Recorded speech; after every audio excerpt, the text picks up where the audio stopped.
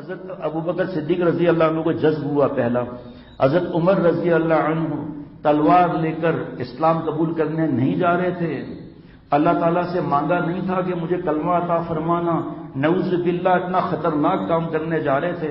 راستے میں ایک صحابی ملے رضی اللہ عنہ، ان کا پتہ نہیں تھا کلمہ لا چکے ہیں. کہ عمر کہاں جا رہے ہو؟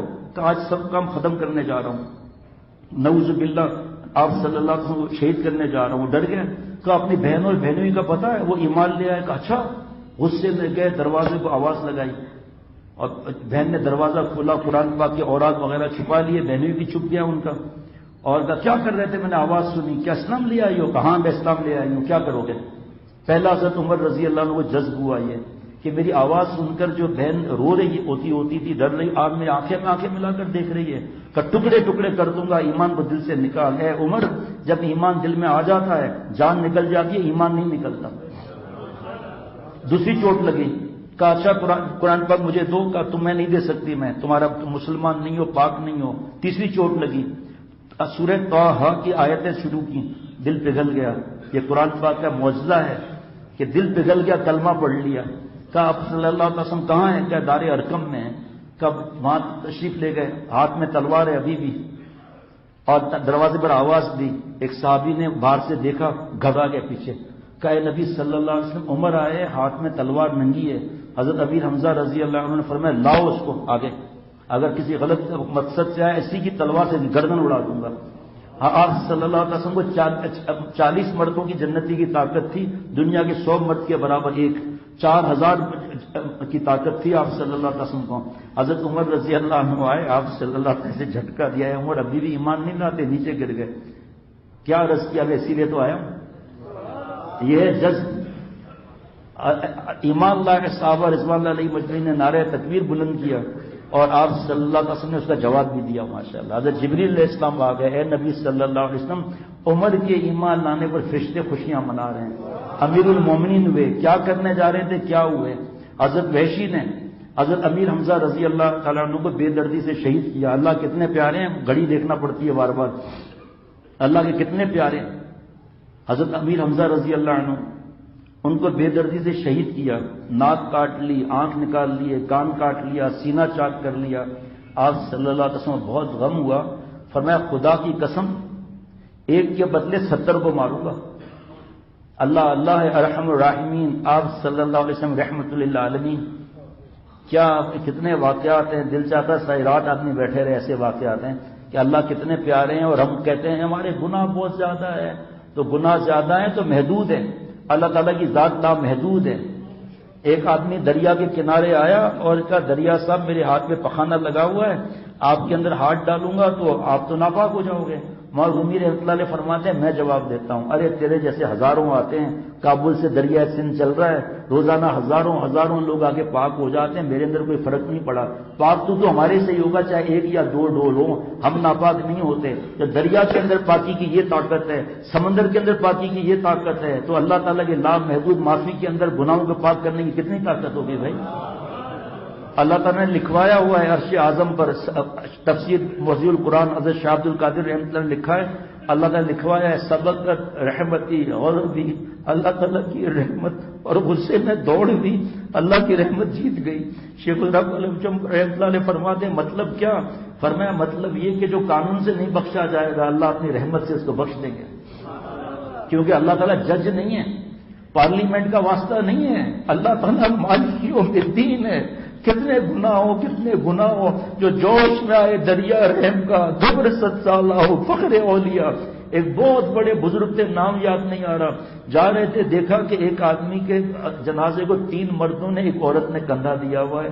اس نے کہا بی بی آپ بڑھ جاؤ. بیانات رسالہ جو بندوری ٹاؤن سے آتا ہے اس میں لکھا ہوا ہے. وہ خود لے لیا جنازہ. کیا بات ہے آپ کے محلے میں کوئی مرد نہیں ہے کیا؟ کہا ہے. کوئی کیوں نہیں آیا کوئی؟ کہا میرا بیٹا مخنث ہے، ہجڑا ہے، سب اس کو حقیر سمجھتے ہیں اس لیے کوئی نہیں آیا. حضرت نے تدفین کی اس کی اور بہت بڑی رقم دی ان کو کہ آپ کا کوئی بیٹا نہیں ہے، آپ جو ہے اپنا گھر چلاؤ اس سے. رات کو صلی اللہ علیہ خواب میں ایک نوجوان نظر آیا، اس کا چہرہ چودھویں کے چاند کی طرح چمکا ہوا تھا اور کہا حضرت آپ کا جزاک اللہ کہ آپ نے ایک خاتون کو اتنا ہدیہ دیا. کہ آپ کون ہو؟ کہا میں اس خاتون کا بیٹا ہوں، لوگ مجھے حقیر سمجھتے تھے، میرا مذاق اڑاتے تھے، ان کی حقیر سمجھنے کی وجہ سے اللہ نے مجھے یہ رتبہ دیا کہ میرا چہرہ چمکا دیا اللہ تعالیٰ نے۔ نیک بننا فرض، اپنے کو نیک سمجھنا حرام۔ ہم دوسروں کو حقیر سمجھتے ہیں، جو نماز نہیں پڑھتا ہمیں پسند نہیں آتا، جو داڑھی کٹاتا ہے ہمیں اس کے لیے ہم برا سمجھتے ہیں، دو چار بیان کرنے کے بعد ماں سے بھی لڑائی، بیوی سے بھی لڑائی، اور جس سے آئے بدتمیزی کرنے لگتے ہیں۔ ارے اللہ تعالیٰ ایسے ایسوں کو معاف کرے کر کے ہم سوچ بھی نہیں سکتے اللہ تعالیٰ کیسوں کیسوں کو معاف کرے گا۔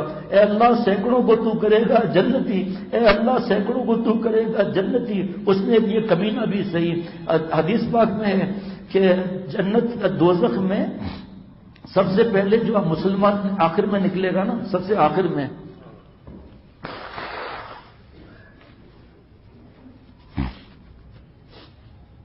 حضرت فضیل رحمۃ اللہ علیہ ڈاکوؤں کے سردار تھے، مائیں کہتی تھی سو جاؤ فضیل آ رہا ہے، اور اللہ نے ان کو جذب فرمایا، ولیوں کے سردار بنے، اور حدیث میں اتنا مقام اللہ نے عطا فرمایا کہ ان کی حدیث حجت ہوتی تھی۔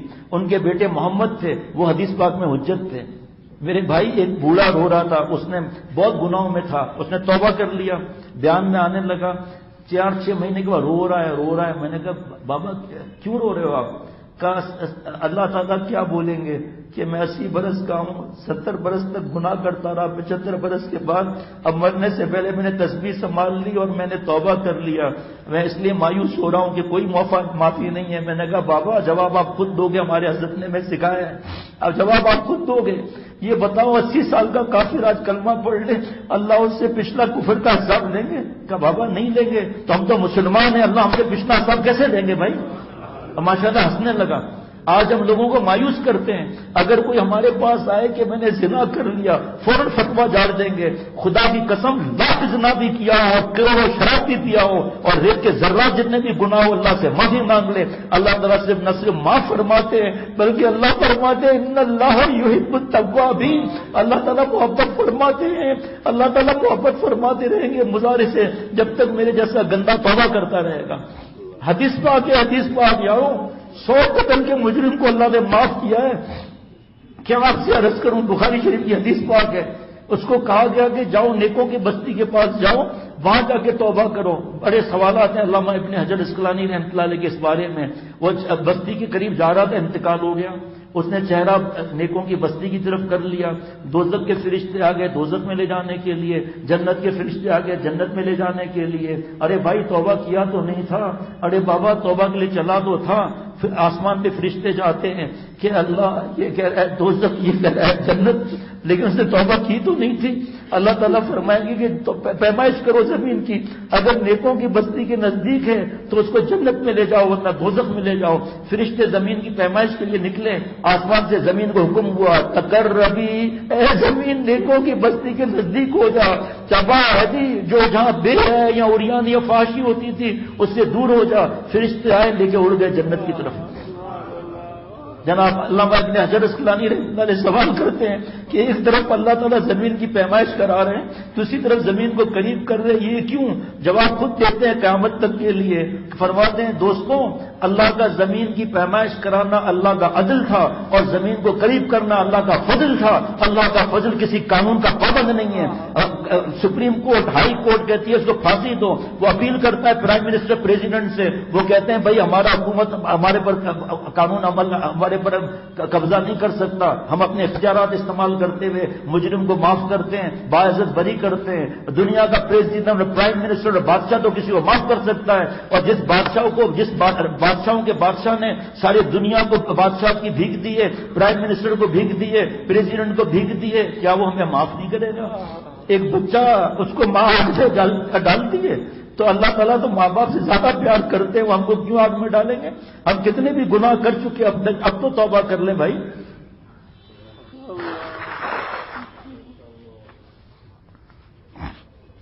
اتنے واقعات ہیں، اتنے واقعات احادیث مبارکہ میں بھرے ہوئے ہیں۔ التائب من الذنب کمن لا ذنب له، گناہ ہو گیا توبہ کر لیا، حدیث ایسا ہے جس نے اس نے گناہ کیا ہی نہیں۔ پیارے شیخ فرماتے ارے بدھو جب لا ذنبہ ہو گئے تو خود کیوں دبا بنتا ہے؟ جیسا ہمارا اللہ سے گمان ہوگا ویسا معاملہ ہوگا۔ خدا کی قسم ہمارا گمان ہے کہ اے اللہ دیکھو اگر ساری دنیا برف سے بھر جائے، ساری دنیا برف سے بھر جائے اور سورج نکلے گا ساری برف کو پگھال کے رکھ دے گا، ہمارے گناہ کتنے بھی برف بن کے پوری دنیا کو پگھلا دیں، اللہ کی رحمت کو جوش آئے گا، سب گناہ ختم ہو جائیں گے۔ میں کالی ہے، بھینس کالی ہے نا، گوبر نکالتی ہے، اللہ کچرا کھاتی ہے، کیچڑ میں رہتی ہے، کون حکم دیتا ہے ایک کچرا ایک حصہ خون بن جا، ایک حصہ گوبر بن جا، ایک حصہ دودھ بن جا؟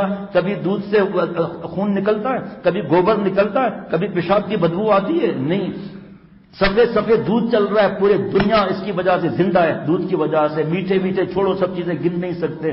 وہ جب گوبر نکالتی ہے نا تو پیارے شیخ فرماتے تھے کہ سورج کی شعاع گوبر پر پڑتی ہے، سورج یہ نہیں کہتا کہ اللہ میں کھیتوں پر پڑوں گا، میں گوبر گندا ہے ناپاک ہے میں اس پہ نہیں پڑوں گا، اور وہ سورج کی گرمی کی وجہ سے لکوڈ حصہ زمین میں آ جاتا ہے، کھاد بن جاتی ہے، اوپر اس کا حصہ اس کا جو ہے وہ اوپلا بن جاتا ہے، نان بھائی تندور میں نان لگانے کے لیے تندوری نان بناتا ہے، وہ روشن اور آگ جیسا ہو جاتا ہے، چمک جاتا ہے۔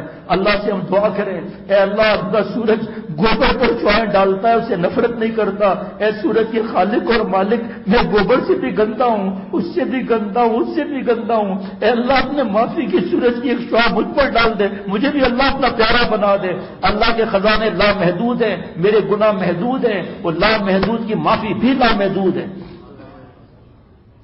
معافی مانگے پھر دیکھیں کتنا مزہ آتا ہے۔ پھر یہ کیا VCR ٹیلی ویژن بیچتی ہیں، اللہ معاف فرمائے۔ میں آپ کو ایسے ایسے نوجوان کا بتا سکتا ہوں جن کا کہنا مجھے نہیں پتا تھا، ان کا کہنا یہ تھا کہ لوگ شراب گلاس میں پیتے ہیں، میں جگ میں پیتا تھا۔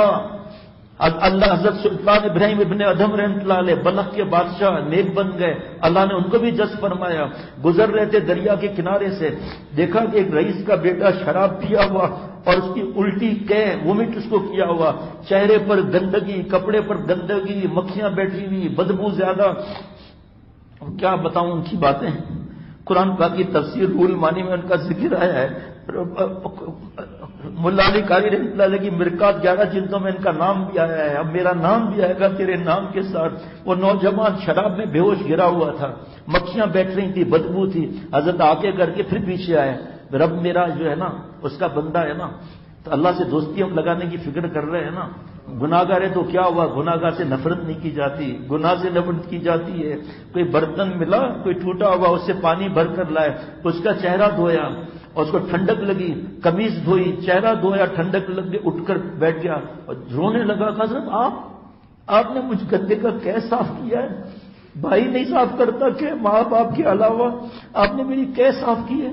حضرت ہم تو سمجھ دیتے ہیں علماء اور مولوی لوگ، امام صاحب لوگ اور شاگرد لوگ ہم گناہگار سے نفرت کرتے ہیں، آج پتا چلا کہ آپ لوگوں سے زیادہ کوئی محبت کرنے والا بھی نہیں ہے، آج پتا چلا کہ آپ گناہ سے نفرت کرتے ہیں، گناہگار سے نفرت نہیں کرتے۔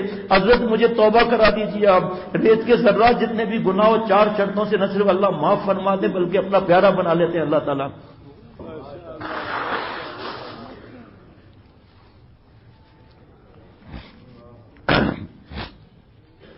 نمبر 1 گناہ سے الگ ہونا، نمبر 2 پکا ارادہ کہ گناہ نہیں کروں گا، نمبر 3 ندامت داری ہونا، نمبر 4 جس کا حق مارا اس کا حق واپس کر دے۔ وابدہ کی لائٹ لیے حرام، جمع کرانے پڑیں گے پیسے، بغیر ٹکٹ کے سفر کیا ہے ٹرین میں، پیسے جمع کرانے پڑیں گے، ایئر لائن سے مفت کے اندر فون کرا کے دھمکیاں دے کر زیادہ مال لیا ہے، جمع کرانے پڑیں گے، وراثت دینی پڑے گی، عشر دینا پڑے گا، روزے نہیں رکھے رکھنے پڑیں گے، زکات نہیں دی زکات دینے پڑے گی، وراثت نہیں دی وراثت دینی پڑے گی، اللہ اپنا پیارا بنا لیں گے۔ طائب و حبیب اللہ حدیث پاک ہے، حضرت نے ان کو توبہ کرا دی، کہا حضرت میں مر جاؤں گا، جان دے دوں گا، شراب نہیں پیوں گا آج کے بعد، میں نماز پابندی سے پڑھوں گا۔